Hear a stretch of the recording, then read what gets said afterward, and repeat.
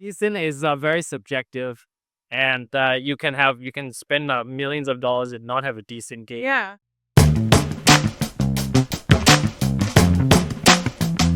Hi, everyone. Thank you for joining us today. And with me is Mr. David Liem, the CEO of Ripple's Asia Venture, a gaming company. And so he's here to share with us his entrepreneurial journey. Thank you so much for joining us, David. Thanks, Lise, for inviting me. No worries. Can you tell us your entrepreneurial experience? How did you get into this business?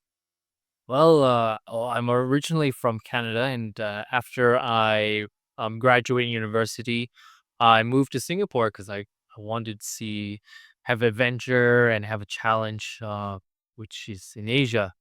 And so initially, I worked for an education company, and I was teaching kids, and I was learning about the Singapore culture. And no, I was in this company. They also had a motivational speaker who was teaching about, take charge of your life, do entrepreneurship. So that kind of gave me a bit of a entrepreneurial bug, and got me to consider getting to business. I started my own business, which was a marketing company, when I was 26, and then I did that for about 5 years, exited the business, and then I did startups because have wanted to see what it was like to work on different problems in different industries.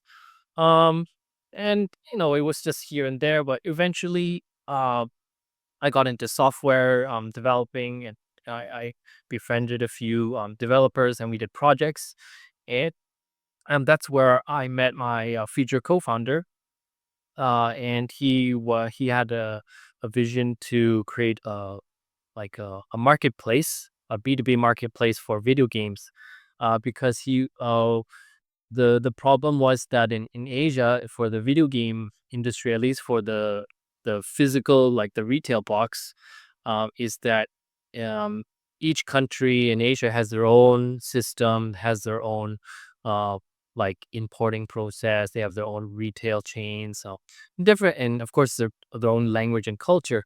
So it was very challenging for a Western company to go into Asia because they had to deal with so many different cultures and countries, that it was very restrictive. And so and in addition, those distributors who were buying these games and bringing it into Asia, they were very selective on what they brought in because, of course, it's very challenging. So he wanted to create this system where people could go online and they could go to this marketplace and connect to all these retailers.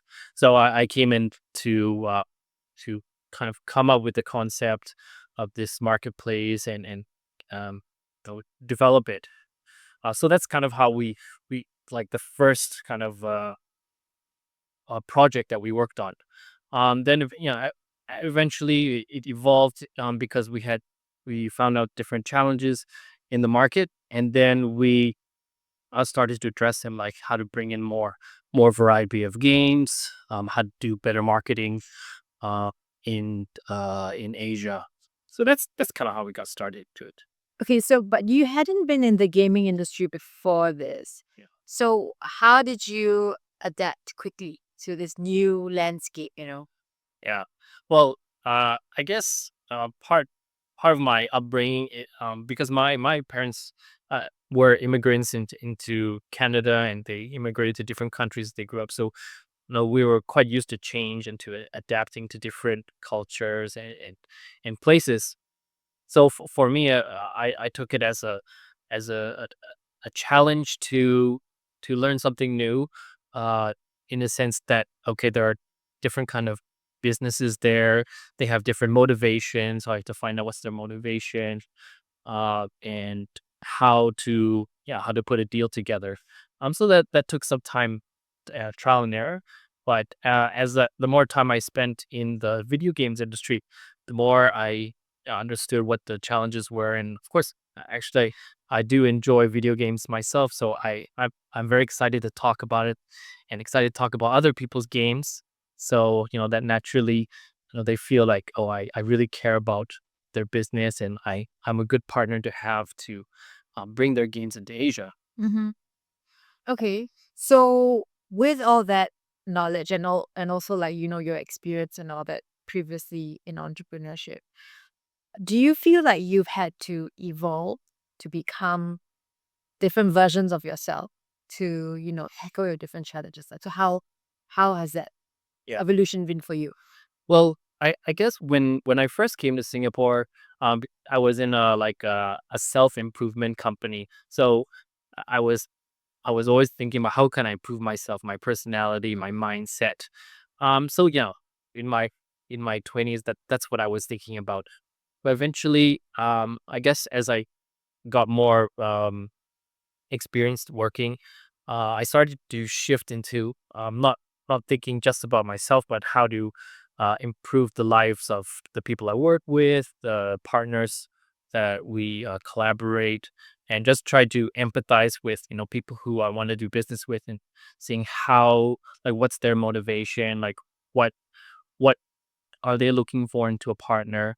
And of course, when we're deep doing business, making sure that they're successful, at least financially, like the business process is good, like, and like I'm there, I'm available to them um to answer any questions because the people that I deal with, they don't know much about Asian or like a bridge. Yeah. So I have to explain it to them what's happening over here Yeah. and give them the assurance that their business is safe. What are your proudest achievements and any highlights in your entrepreneurial journey so far? I wouldn't say that it's like a a certain moment that I'm proudest of, but I suppose it's like a state of uh of business. And I thought about it, and I'm proud to say that the the partnerships that we've built over the years are sustainable. Like we we we know that we can grow the business together, and I could see that. Uh, and they're happy working with us, and like we've gone through a lot of challenges together, and yeah, we're still doing business with each other. And I think just the length of the partnership, like that's been years and years and years, uh, to me that is an achievement by itself. Just that someone is willing to stick with you through all ups and downs, um, and plan for the future. I think that is something I'm proud of. Okay. Have you faced challenges in your business? That like for example, maybe COVID was a certain specific challenge, but have there also been any failures or challenges that have been pivotal to the success of your business? I think one of the biggest crises I've faced is that um, the the co-founder that I was with, uh, and was from a technical background, and I'm not technical, so I really relied on this person to deliver on his end. Right. So when this person decided, oh, he doesn't want to uh, work on my projects, he doesn't want to be part of the business. Suddenly, like the work that he's working on, uh, was not accessible to me, and it's not my work. Yeah. So I was kind of held a bit like hostage. Hostage. Yeah. So fortunately, I was able to recover the work, but it was at a great cost through reputation, financially, and also to the projects. I wasn't able to complete the projects because it was in a mess. Oh man. So I from there I learned that trust is it's paramount, Yeah. and but at the same time, you know you have to go into a partnership with both eyes open, meaning to say that you need to have safeguards in place. Sure, you have a place to recover all your work. You have the right kind of agreements. Yeah. Of course, the character is very important to be able to check in and on this person how they're doing, and keep close to them because you're going in business together.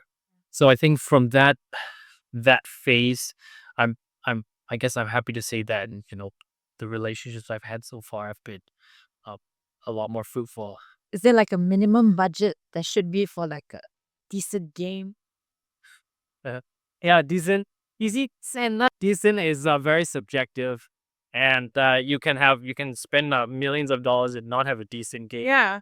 Yeah, so it's like the concept and uh how unique is it, how appealing is it, and mind you, like different parts of the world will find it appealing or not appealing. So if it's like a Japanese anime game, it's gonna be more popular in Asia than the US. Yeah.